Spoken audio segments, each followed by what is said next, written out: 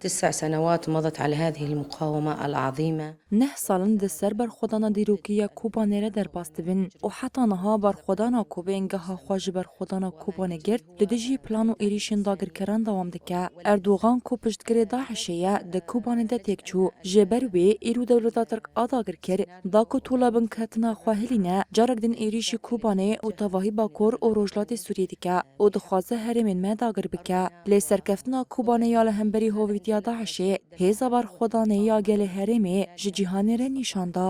أن تكون حاضرة وفي ساحات المعركة. فلقد وقفوا وقفة البطولة والرجولة. گەلێ کۆبانێ بە دەرفەتên herî kêm li hemberî hemû curê êrîşên Daişê li ber xwe dan.